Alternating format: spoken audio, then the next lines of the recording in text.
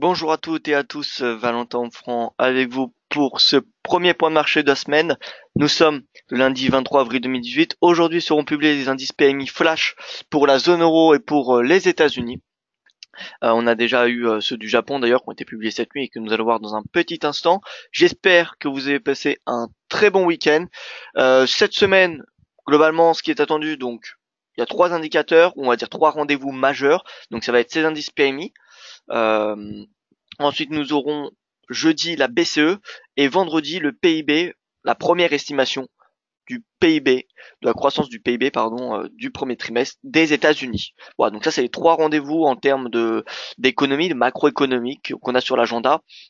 Ensuite, je vous rappelle ce qu'il faut faire attention en ce moment, ça va être les tensions géopolitiques, notamment en Syrie, et surtout l'évolution des relations commerciales des États-Unis avec ses différents partenaires économiques. Donc on a également donc on a la Chine, on a le Japon, on a également avec la Corée du Sud, on a les pays de l'ALENA, mais on a également l'Europe qui devrait revenir au premier plan parce que je vous rappelle que l'administration américaine avait exclu l'Europe des tarifs douaniers sur l'acier et l'aluminium euh, en mars jusqu'à début avril. Et il y a Macron donc qui est aux États-Unis pour 3 jours et donc qui eh bien vont parler a priori de ces tarifs douaniers, donc ça sera à suivre. Ça sera tout simplement à suivre de très près. Voilà donc un petit peu les rendez-vous de la semaine. Concrètement, semaine assez légère, mais il faudra toujours être assez prudent parce que on peut avoir un regain de volatilité assez rapide selon les annonces. Je vous invite à prendre connaissance de l'avertissement légal sur le risque. Le trading avec effet levier amplifie toujours les gains et les pertes. Un compte risque limité présente un risque de perte du capital investi. L'investissement sur compte titre présente un risque de perte en capital. IG fournit exclusivement un service d'exécution d'ordre. La présentation est à titre indicatif et ne saurait être considérée comme un conseil ou une recommandation.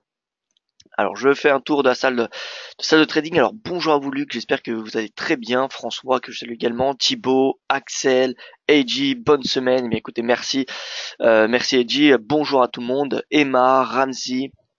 Alors Axel qui me demande qu'est-ce qui se passe au niveau de l'euro-dollar. On va voir ça dans un petit instant. Frédéric, Phil, Luc, Loïc, voilà.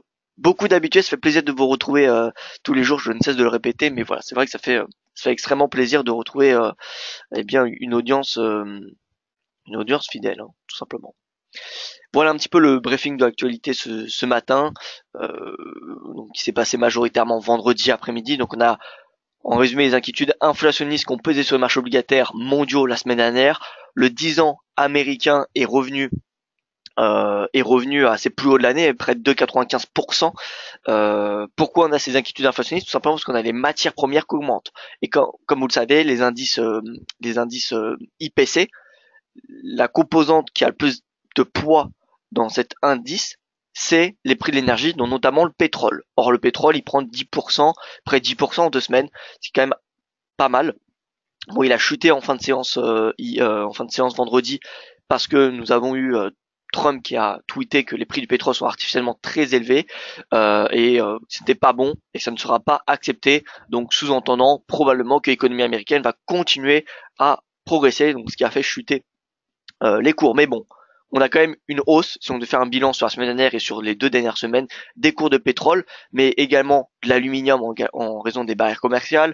Euh, voilà, on a quand même pas mal de matières premières qui augmentent, et donc ce qui tend à faire augmenter l'inflation, ou en tout cas les craintes d'une inflation trop élevée. Donc inflation trop élevée, c'est quoi? C'est économie en surchauffe. Voilà, c'est ce synonyme-là. En plus de cela, donc on a la courbe des taux aux États-Unis qui est de plus en plus plate, et plus elle est plate et plus on a la risque de récession. Voilà. On va voir ça dans un petit instant. Sinon, on a la livre sterling qui a prolongé ses pertes vendredi suite aux propos de Mark Carney qui a annoncé jeudi qu'il s'attendait à une hausse des taux au cours des prochaines années, mais sans annoncer réellement une prochaine hausse des taux. Et Carney qui a également dit qu'il y aurait quelques divergences de vision lors de la réunion du mois de mai. Voilà. Donc concrètement, impact négatif sur la livre, mais ce matin, on a la livre quand même qui surperforme, qui a repris son rôle de surperformance. Je vous rappelle que ces dernières séances, à part jeudi et vendredi de la semaine dernière, on a clairement eu la livre qui était le leader du forex. Voilà. Euh, Donc voilà un petit peu pour ce qui est de la livre. Et sinon, bah, ce week-end, on a eu le secrétaire américain du Trésor américain. Pardon, j'aurais déjà annoncé ça. Donc, secrétaire du Trésor américain, Mnuchin, qui envisage un voyage en Chine dans le but de trouver un accord commercial avec Pékin. Donc, vous voyez que le ton, pour le moment, est plutôt positif. Mais bon, ne nous emballons pas. On a encore quand même, il y a encore pas mal d'avancées à faire au niveau des États-Unis sur les relations commerciales mondiales. Encore une fois, avec la plupart des pays, les États-Unis veulent renégocier leurs accords.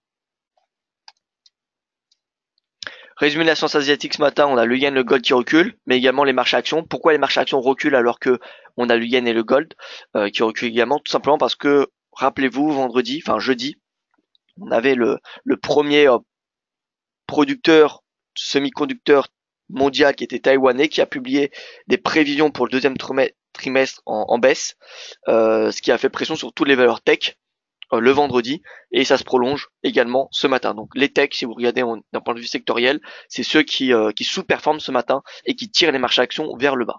Donc c'est pour ça qu'on a encore une baisse des marchés actions, en tout cas en Asie. Simplement parce que le marché price encore, anticipe, enfin intègre au prix cette baisse du leader mondial, du premier producteur mondial de semi-conducteurs. Et donc au niveau du calendrier économique, comme vous pouvez le constater, donc on a eu l'indice PMI manufacturier japonais qui a été publié en légère hausse, 53,3 contre 53,1. Donc pour rappel, comment fonctionne l'indice PMI? Alors l'indice PMI, c'est tout simplement un indice, c'est une enquête réalisée auprès d'entreprises d'une certaine région. Un indice au-dessus de 50, c'est-à-dire que les entreprises estiment qu'il y a un développement et qu'il va avoir une perspective positive du développement manufacturier. Et en dessous de 50, ça veut dire à l'inverse qu'il n'y a pas de développement, mais plutôt une contraction de l'activité manufacturière, dans ce cas au Japon. Voilà, donc c'est pour ça que c'est assez important cet indice parce que un indice qui va accélérer, on va avoir tendance à estimer que l'activité économique d'un point de vue général va grandir et donc que l'inflation, que la croissance va accélérer. Et puisque l'inflation et la croissance sont publiées après l'indice PMI c'est un indicateur le publié le plus tôt. C'est pour ça qu'il a un poids assez important. Voilà. Et donc pour ceux de la zone euro, concrètement, ils sont attendus plutôt en ralentissement. Regardez le composite, donc le composite qui est ni plus uniquement le manufacturier et le service. Donc que ça soit en Allemagne, en euros ou même en France, on a l'indice manufacturier des services ou donc forcément des composites qui sont attendus en légère baisse, toujours en développement, mais donc en légère baisse par rapport à leur sommet. Parce que l'indice composite de la zone euro a atteint un sommet récemment ces derniers mois. Donc voilà, c'est pas très inquiétant, mais il faut noter toutefois qu'il y a un ralentissement et ça coïncide avec les propos de Mario Draghi vendredi qui a annoncé que l'économie européenne a probablement atteint un sommet. Voilà, donc c'est très important. Donc voilà, indice composite, donc qui regroupe manufacturier et services de la zone euro, 54,8 contre 55,2 lors de la précédente publication. Donc concrètement en baisse, vous pouvez voir que la plus grande baisse est comment dire, si on devait faire un pourcentage, c'est plutôt sur l'indice manufacturier qui est relevé. Et pareil aux États-Unis, l'indice composite est attendu. On n'a pas l'estimation ici. Donc, en tout cas, en manufacturier, vous pouvez constater que c'est attendu en baisse. Par contre, au niveau des services, c'est attendu en légère hausse. Vous voyez, indice PMI des services, Market, 54,1 contre 54. Voilà. Voilà un petit peu pour la journée. Donc, c'est les indices composites qui vont être publiés tout au long de la journée. Alors, je regarde vos premières questions. Votre année sur le S&P 500, très bien, bien le bonjour à vous. Nicole, Guy, bonjour. Problème de connexion à mon domicile, mais rétabli. Très bien, remonte, c'est parfait. Alors, on va commencer par le FX, comme d'habitude. Le DXY a testé 90 points hier vendredi. Pourquoi? Parce qu'on a eu un rendement qui s'est détendu. Hein. On a eu un marché obligataire qui a été sous pression vendredi. Et donc marché obligataire sous pression, enfin un rendement américain qui se détend, ça fait payer le dollar. Il y a une corrélation positive entre le rendement du 10 ans et le DXY. Donc, voilà, hausse du dollar. Néanmoins, on peut voir qu'il a testé 90, mais encore une fois, il a échoué à le dépasser. Donc, personnellement, j'ai plutôt une opinion baissière d'un point de vue technique, même si voilà, on a le rendement qui se détend de plus en plus. Enfin, on a le rendement qui progresse de plus en plus, pardon. Eh bien, voilà, on a toujours le prix qui est sous une résistance qui n'a pas été dépassée réellement depuis, vous voyez, depuis le mois de janvier, depuis qu'il a été intégré.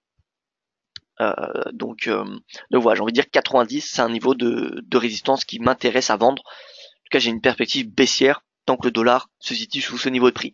Si demain on a une clôture journalière au-dessus des 90 points, je reverrai mon opinion.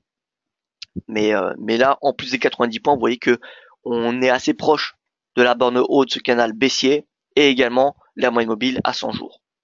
Donc voilà, concrètement, perspective baissière sur le DXY. Au niveau des indices boursiers, des indices Forex, le yen est la devise qui sous-performe le plus ce matin, moins 0,21% après avoir atteint sa moyenne mobile à 20 séances vendredi. Donc perspective, encore une fois, plutôt baissière sur le yen. Le NZD, il est neutre ce matin. Bon, j'ai encore une perspective baissière jusqu'en bas de son range. L'AUD, vous voyez, consolide finalement depuis la semaine dernière. Mais bon, l'AUD NZD finalement surperforme uniquement grâce à la baisse du NZD pour le moment. Ça ne veut pas dire que l'AUD va reculer. Voilà, si on a un accord commercial encore une fois qui est trouvé entre la Chine et les États-Unis, l'AUD sera la devise qui devrait surperformer le Forex. Donc voilà, c'est pour ça que le trade AUD-NZD est un trade purement spéculatif. C'est un trade qui repose sur une amélioration des relations commerciales entre les États-Unis et la Chine. L'euro est à l'équilibre ce matin après avoir bien progressé la semaine dernière. Vous voyez, il est sous ses sommets. Il y a pourquoi pas encore une marge de hausse, mais vous voyez qu'on est quand même relativement proche des sommets. Donc voilà, moi j'ai personnellement une opinion neutre sur l'euro à court terme. Le GBP rebondit après avoir atteint ce support, vous voyez, qui était auparavant une résistance. Est-ce que faut mettre en place une stratégie achetée sur le GBP? Alors, j'ai discuté cela avec un analyste ce matin. Personnellement, je trouve le prix de la livre sterling assez élevé. C'est-à-dire qu'on n'est pas sous les sommets, mais on y est proche. Donc, le risque, même si la tendance est haussière, je trouve que le pullback n'est pas assez important pour le payer. Et donc, le potentiel baissier est encore assez présent. Comme je vous l'ai dit la semaine dernière, j'attends que le RSI revienne à ce niveau de support pour m'intéresser aux positions acheteuses sur la livre. Donc, bien que la livre rebondisse ce matin et que c'est la devise qui surperforme, voilà, je ne m'emballerai pas trop sur la livre sterling. Je préfère attendre un pullback un peu plus important pour entrer à un meilleur prix. Maintenant, il semblerait que GBP Yen, vous voyez que c'est la paire la plus intéressante ce matin, donc c'est possible à trader en intraday. On va voir ça dans un petit instant.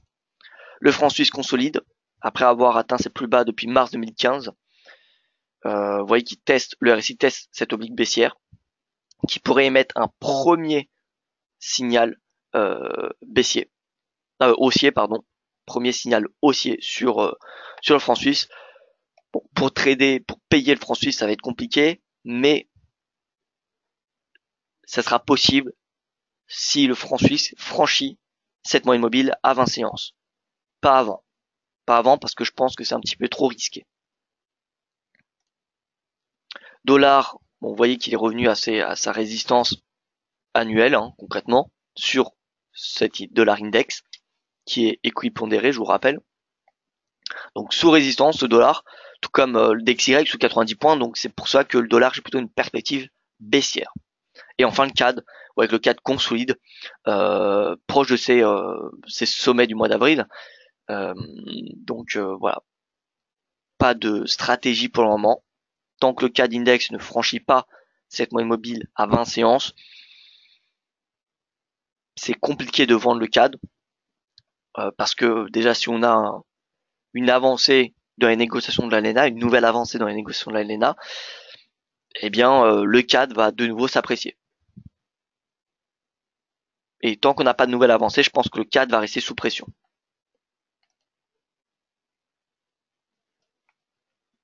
Donc pour le moment, globalement, les stratégies restent globalement les mêmes par rapport à la semaine dernière, c'est-à-dire le yen en baisse, le franc suisse neutre, le NZD en baisse.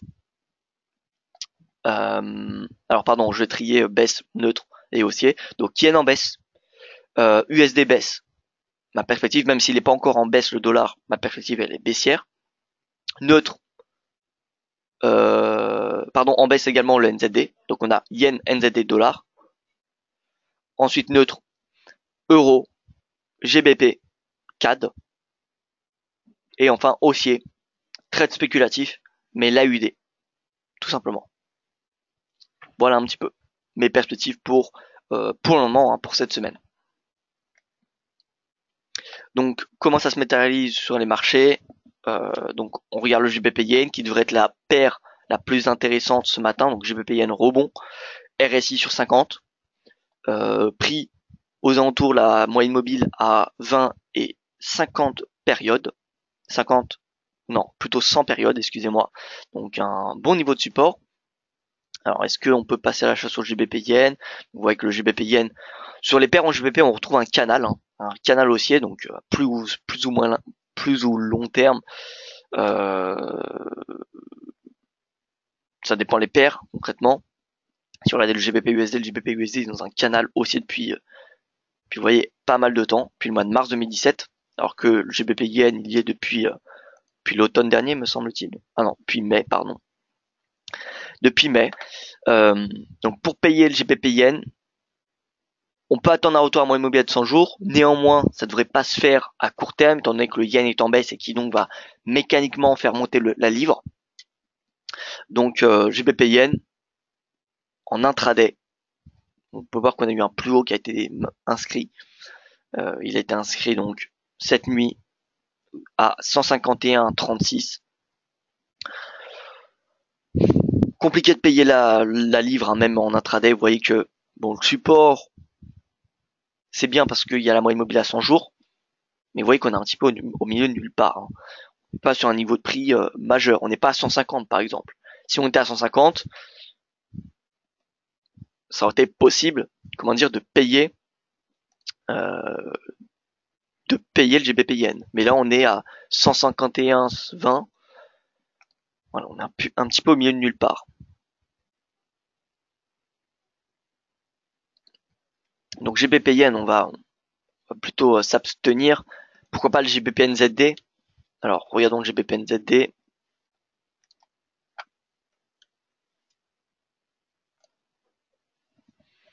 En intraday, je dis bien, hein, en intraday, GBP NZD, on peut tracer une légère oblique. Regardez cette oblique haussière, baissière, pardon, qui va chercher tous les points hauts depuis le mois de novembre. Voilà, donc oblique baissière. Donc c'est possible, je pense, sur le GBP NZD de viser cette oblique. Donc aux alentours des 1,95,50. Donc depuis les prix actuels, environ 80 pips. Voilà, ça me semble possible. Stratégie haussière de court terme sur le GBP NZD. À noter que il me semble que nous avons le PIB du Royaume-Uni jeudi. On va voir ça de plus près. Jeudi, tac tac tac.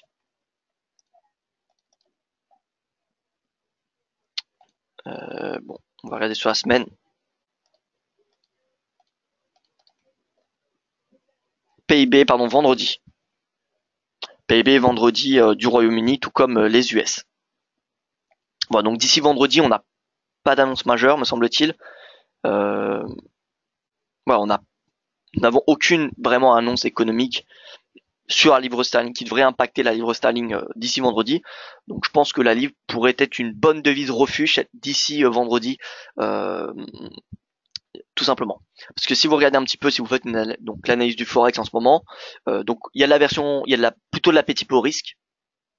Même si voilà le marché est inquiet et au niveau de l'inflation s'il concrétise par une hausse du rendement obligataire américain, mais si on regarde d'un point de vue global, le yen est en baisse, le gold est en baisse, le franc suisse, bon, le franc suisse est un petit peu différent, mais globalement il a baissé, donc à part le rendement du 10 ans américain, on a les devises refuges qui sont en baisse. D'accord? Et à l'inverse, les marchés actions la semaine dernière ont progressé. Voilà. Donc on a plutôt on va dire, de l'appétit pour risque, même si c'est pas non plus un appétit vraiment extrême. Donc on a plutôt de l'appétit. Donc yen en baisse, franc suisse neutre, NZD neutre pour le moment, on l'a vu. L'AUD qui pourrait rebondir. Mais sinon on a un point de vue euro, dollar, GBP, donc dollar sous résistance, euro. Eh bien on a des annonces macro qui sont amenées à baisser. Hein. D'ailleurs Mario Draghi l'a très bien dit vendredi. Encore une fois, il a annoncé que l'économie de la zone euro a atteint un sommet, a probablement atteint un sommet, donc probablement perspective baissière sur du moyen terme, alors que la livre, le marché, eh bien, on a des annonces, des chiffres macro qui sont amenés à s'améliorer. D'accord, la croissance est amenée à s'améliorer au Royaume-Uni. On a, d'un point de vue du Brexit, des perspectives plutôt optimistes par rapport à ce qu'on avait il y a 6 mois ou un an. Et on a un marché qui spécule sur une hausse des taux de la BOE. Donc, elle a baissé cette probabilité pour le mois de mai. Elle est passée d'environ 90 il y a 2 semaines à 60% la semaine dernière. Donc, elle baisse. Mais on a quand même des annonces qui sont plutôt bonnes. Et le marché, comment dire, retrace ni plus ni moins que la chute qui a été provoquée par le vote en faveur du Brexit. Moi, pour cette année, personnellement, j'estime que la livre sterling va retracer l'intégralité de sa baisse provoquée par le vote du Brexit. Vous voyez le vote du Brexit ici. Donc il y a encore 6%, 6-7% depuis les prix actuels. Voilà. Donc la livre, en fait, c'est, on va dire, la devise, une devise solide qui se paye à court terme. Parce que l'euro, d'un point de vue macro, perspective plutôt mitigée. Dollar, perspective technique plutôt baissière. L'AUD, NZD, yen, qui sont affectés et qui sont fortement exposés au protectionnisme américain. Et à l'inverse, le franc suisse, bien, bon, la BNS, ouais, on sait tous qu'elle peut faire ce qu'elle veut sans prévenir. Donc c'est pas forcément une devise qu'on va payer pour à l'achat tout simplement. Voilà, donc le choix tout simplement se rapatrie sur le GBP naturellement par les investisseurs. C'est pour ça que cette semaine, ça pourrait être une devise haussière, en tout cas jusqu'à vendredi. Donc l'achat GBP NZD, excusez-moi pour résumer un petit peu, mais donc l'achat GBP à court terme me semble possible, bien qu'à moyen terme, je pense il y a un point bas qui n'a pas encore été fait. Donc encore une fois, je pense que le GBP peut revenir, en tout cas que le RSI peut revenir à 42, et s'il revient à 42, ça serait, enfin, aux environs de 40, ça serait un niveau de prix intéressant pour passer à l'achat. Voilà, un petit peu mon opinion. JBP Yen, plus ou moins 148,5 me semble mieux pour être IG, pour être, alors, MM200 plus SPVR, et cela donnerait un stop. Alors, JBP Yen, regardons ça un petit peu. On va regarder. Ah, pour être long, pardon. Donc, JBP 148,5 me semble mieux pour être long. MM200 plus SPVR, ça donnerait un stop plus court. Alors oui, donc 148,5 c'est clair. C'est clair, ça serait un niveau de prix très très intéressant. Maintenant, est-ce qu'on va revenir à 148,5 alors que le yen, il y a une perspective plutôt baissière et le GBP à court terme une perspective haussière. Vous voyez, donc on aura probablement un retour à 148,5 lorsque le yen va rebondir. Parce que quand vous savez que le yen c'est quand même une devise assez volatile, malgré le fait que ce soit une devise refuge. Si vous regardez les mouvements du yen index, c'est assez, vous voyez, c'est assez directionnel. Il y a quand même une pente assez élevée. Donc dès que le yen va rebondir, ça va faire pression sur beaucoup de devises. Et dans ce cas-là, oui, le GBP reviendra à 148,5, mais pour le moment, le yen est baissier. La livre est plutôt revenue à la hausse. Donc 148,5, à mon avis, ça sera pas être pour maintenant. Ça ne va pas être pour cette semaine ni la semaine prochaine, à part si on a clairement un climat d'aversion pour le risque qui se crée. Dans ce cas-là, ça va payer du yen. Tout simplement. Mais pour le moment, on a plutôt un appétit qu'une aversion pour le risque. Donc, 148,5, ça va pas être pour maintenant. Je pense que ça peut être atteint dans quelques semaines, mais pas pour cette semaine.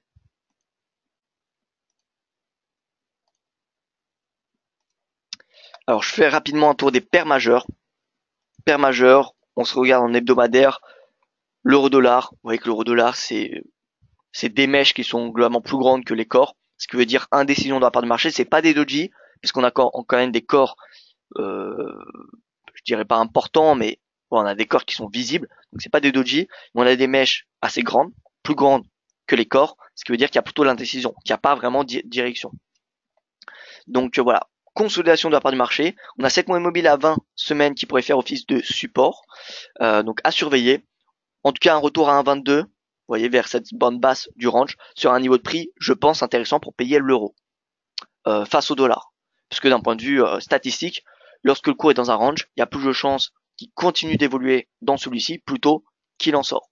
Donc, s'il est en bas du range, les statistiques suggèrent de payer le support et vendre la résistance. La livre, retour à 140, alors c'est un niveau de prix qui me semble intéressant quand même pour passer à l'achat, même si encore une fois la livre, je ne pense pas qu'il a fait son point bas, étant donné que le dollar j'ai une perspective baissière et qu'il est sous résistance, voilà, le dollar devrait baisser, donc même si la livre n'a pas fait son point bas, mais que le dollar baisse, si le dollar baisse avec un momentum plus fort que la livre, imaginons que la livre baisse, mais que le dollar baisse plus rapidement que la livre, ça va tout de même faire monter la livre sterling. Il faudrait que la livre sterling sous-performe le dollar pour que le JBP USD baisse. Qui n'est pas du tout ma perspective. Donc JBP USD, même si le JBP Index n'est pas revenu, enfin le RSI du JBP Index n'est pas revenu au support qui m'intéressait, je pense que le JBP USD peut se payer à ce niveau de prix. En tout cas, c'est le premier support qui peut se payer, vraiment. Voilà, l'idéal, je vous le cache pas, serait un retour en bas du canal. Vous voyez, le canal nous a clairement prouvé qu'il était fiable. Bon, après, on n'a jamais 100% de probabilité, hein, mais voilà, quand on voit un canal comme celui-ci, on n'a qu'une envie, c'est de payer le bas. D'accord? Mais bon, on est déjà à 1,40. 1,40, on a ce support 1,39, 27 pour les plus défensifs, pour les plus prudents, qui peut être payé.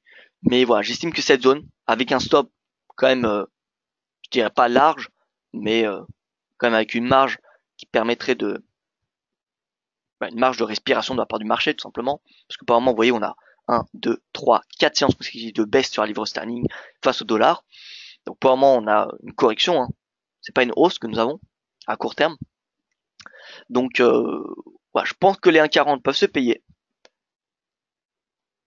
Et vous voyez, donc on peut mettre un stop sous les par ici, environ 100 pips de risque pour viser les plus hauts, 366, donc ça fait un ratio de rendement plus de 3, supérieur à 3.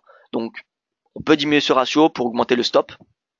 Le stop, finalement, le mettre en dessous de la moyenne mobile à 100 séances. Ça fait un ratio de 152 stops pour plus de 300 potentiel gain, ce qui fait un ratio risque rendement supérieur à 2. Voilà. Donc avec un stop même assez large, vous voyez qu'on peut avoir un ratio risque rendement positif sur ce trade JBP-USD. Donc JBP-USD, pourquoi pas passer long cette semaine. En tout cas, au vu de l'analyse technique des index, quand on regarde cet index dollar sous résistance ou le DXY sous résistance, moi j'ai qu'une seule envie, c'est de vendre le dollar.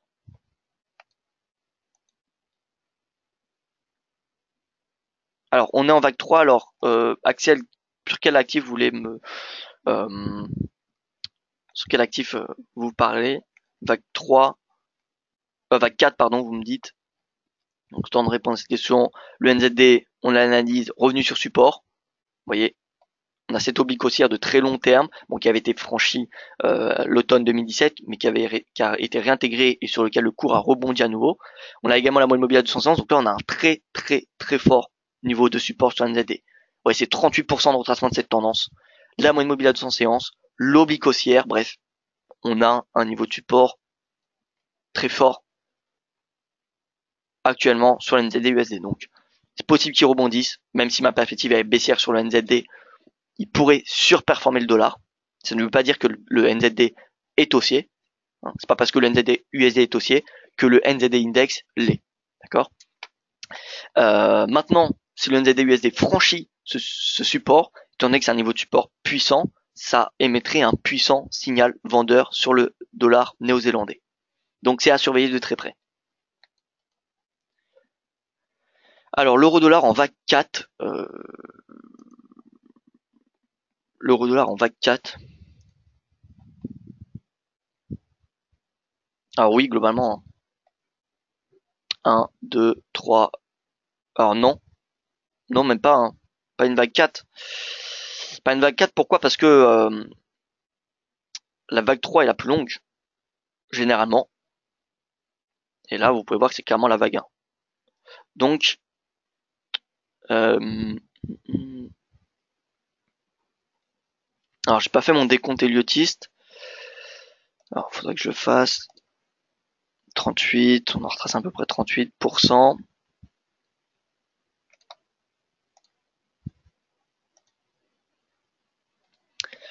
Donc, pour moi, cette vague-là n'est pas la vague 3, étant donné qu'elle fait pas 100% en plus que la vague 1. En plus de cela, cette correction normalement retrace 38 à 68% après la vague 1. Or, la vague 2 ici ne retrace qu'à peine 38%.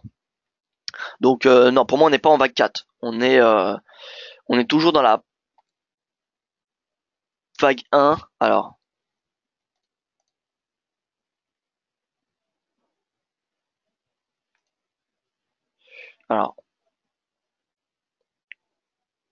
faudrait que je fasse mon décompte parce que là il a l'air assez compliqué ce décompte Heliotis NZD USD.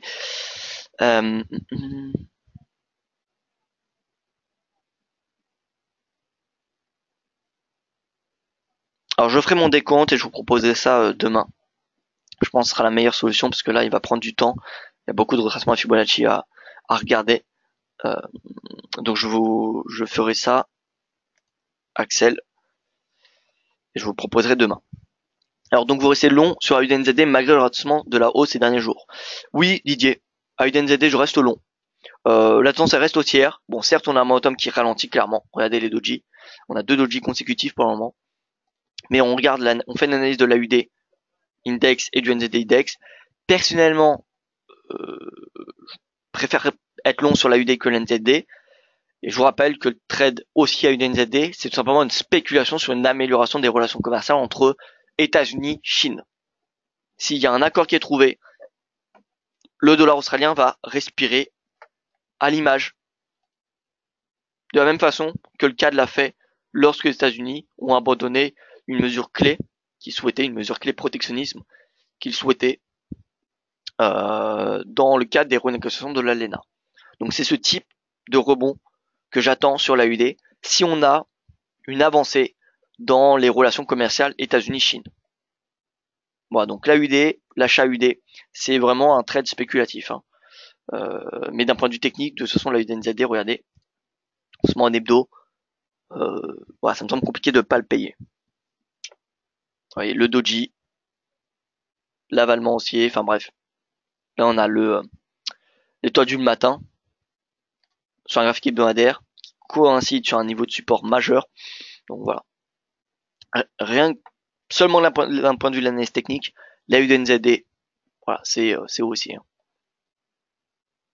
Alors je passe sur les marchés actions. Le CAC qui a franchi son plus haut de février à 5375 la semaine dernière, il retrace légèrement ce matin après avoir ouvert avec un gap haussier. Le DAX par contre qui n'a pas dépassé son plus haut de février, donc on n'a pas des signaux qui convergent sur les indices européens pour le moment. C'est pour cette raison que le CAC c'est pour le moment pas possible de payer jusqu'à 5005, ou en tout cas on peut attendre un repli, étant donné que le DAX n'a pas franchi cette résistance. Il faut des signaux qui convergent. Donc si demain on a le DAX et le CAC qui sont au-dessus tous les deux de leur plus haut de février, dans ce cas on aura des signaux qui convergeraient dans la même direction, et ce serait donc possible de payer le CAC jusqu'à 5500 et le DAX jusqu'à 13 000. Pour le moment ce n'est pas le cas, le DAX également est en repli, le RSI est en baisse. Donc, ce qui m'intéresse d'un point de vue momentum, vous voyez, c'est cette oblique haussière. Donc si le RSI revient à cette oblique, c'est potentiellement un niveau de prix intéressant pour passer long. Donc le DAX, je pense qu'il peut se replier à 12 400 en intraday ou à court terme. Alors peut-être pas en intraday, ça fait un momentum quand même assez majeur, hein. On est déjà à 0,50% de baisse. Mais vous voyez ces prochaines séances, lorsqu'on voit un RSI qui est baissier comme cela, avec un support à 50 ou cette oblique, moi je me dis que le DAX pourrait revenir à 12 004. Voilà, donc baisse du 12 004 à court terme, donc aujourd'hui, demain ou après-demain. Et le CAC, retour à la moyenne mobile à 100 séances, donc aux alentours des 5322, ce qui fait une baisse d'environ 70 points.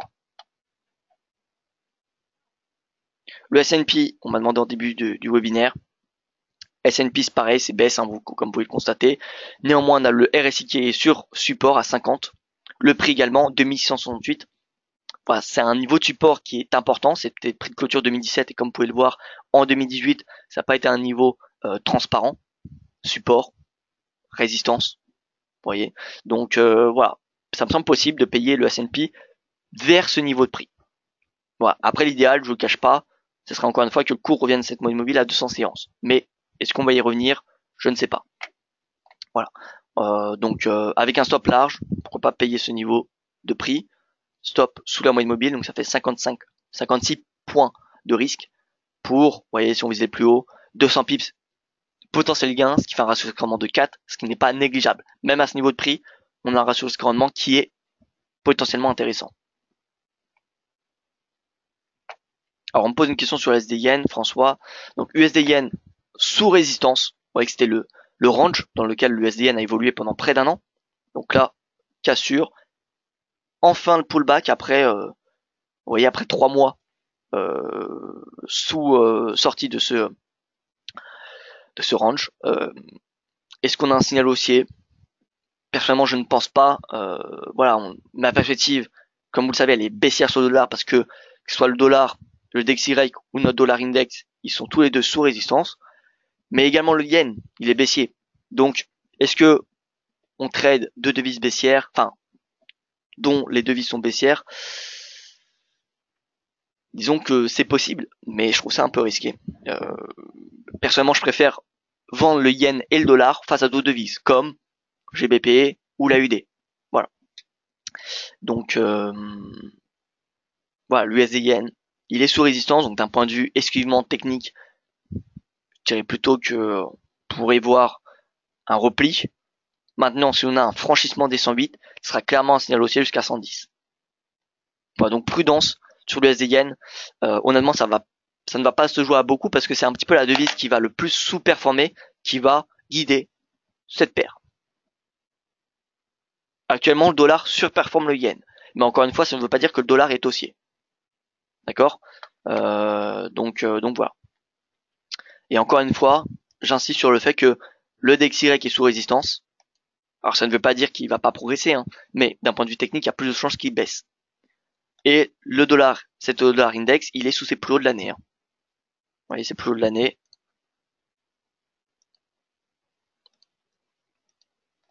Voilà. Donc, je veux dire que le dollar, on est sur un niveau de timing très important.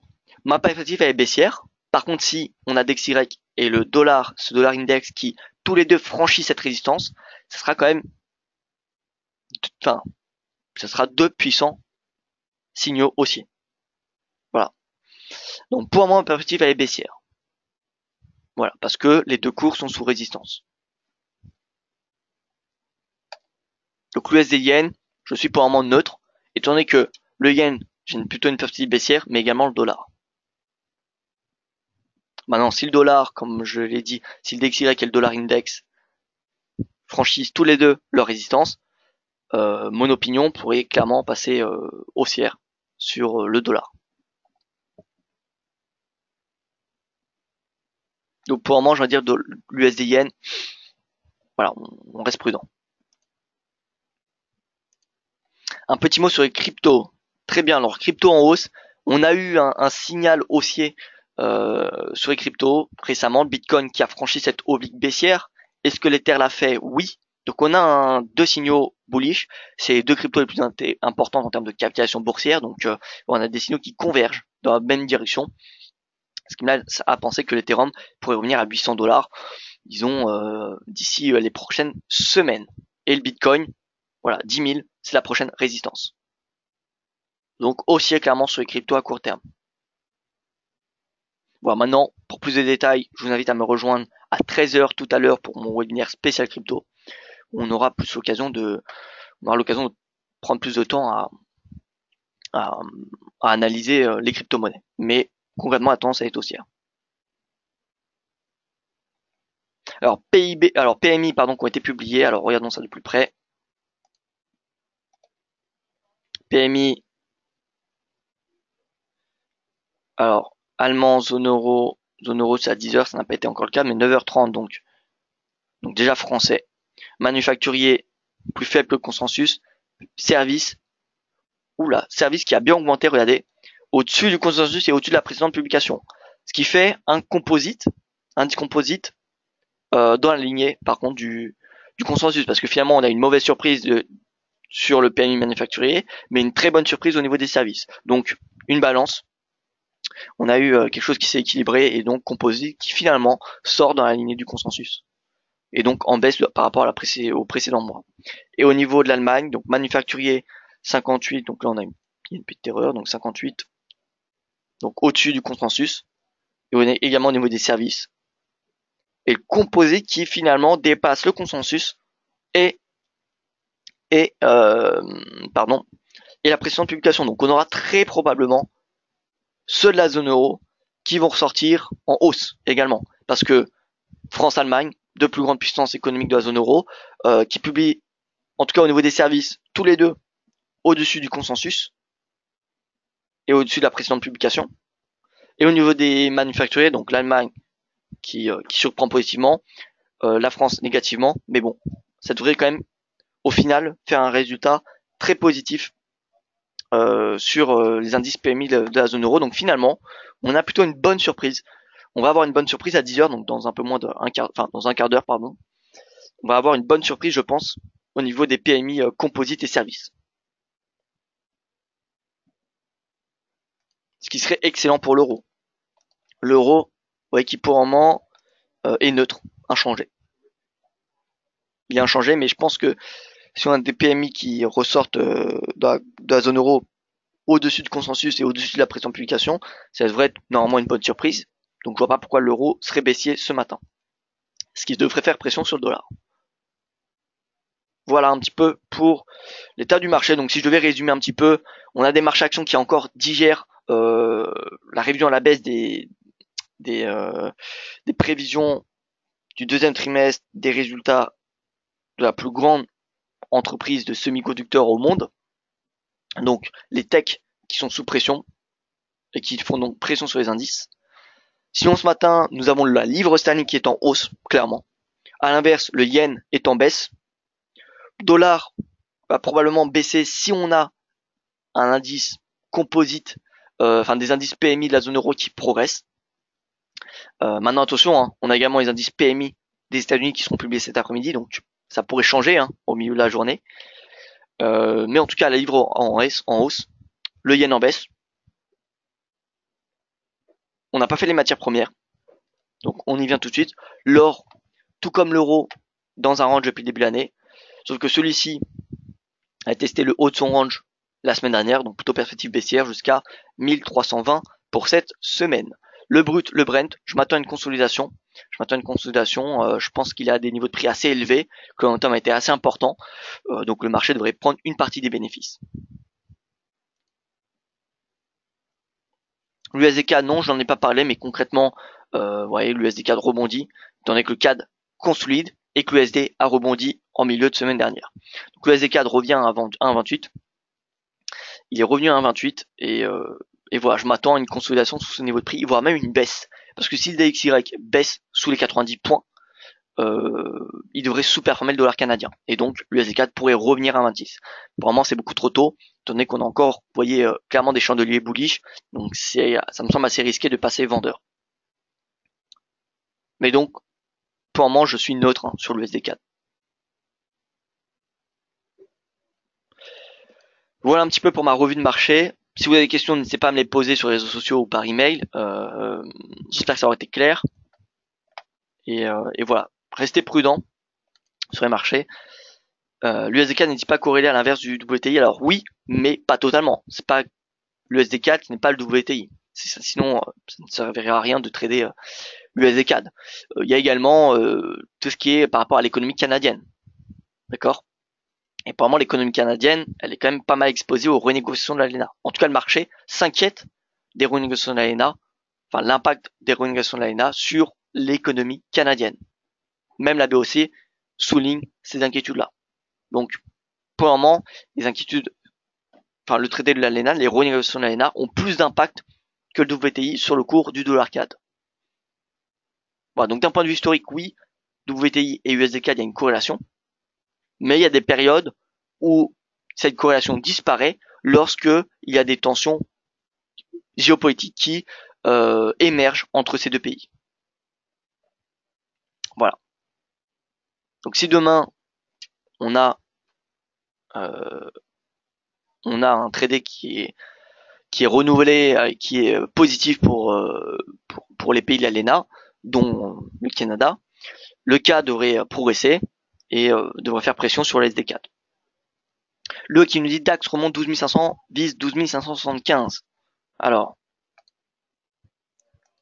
le DAX qui remonte oui légèrement, 12 575. Alors ça me semble un petit peu compliqué. Pourquoi? Déjà on a les techs, comme je vous dis, qui font pression. L'euro qui est neutre et qui pourrait rebondir si on a des bonnes statistiques de la zone euro. Brut qui est en baisse. Le Bund, que fait le Bund? Le Bund est en baisse. Enfin, il est neutre, pardon. Donc vous voyez que apparemment on n'a pas vraiment de catalyseur ce matin qui viendrait justifier un appétit pour le risque. Hein. On a toujours des... bon, concrètement, le marché attend. Le marché attend des catalyseurs. Et pour le moment, il n'y en a pas. Voilà. Voilà donc pour ma revue de marché. Je vous remercie pour votre attention. Si vous avez des questions, comme d'habitude, je suis disponible sur les réseaux sociaux, par email. Je vous souhaite une excellente journée. À tout à l'heure, à 13h pour ceux que je retrouverai dans mon webinaire spécial crypto-monnaie. Et sinon, à demain matin pour la prochaine revue de marché. Excellente journée à vous et à demain.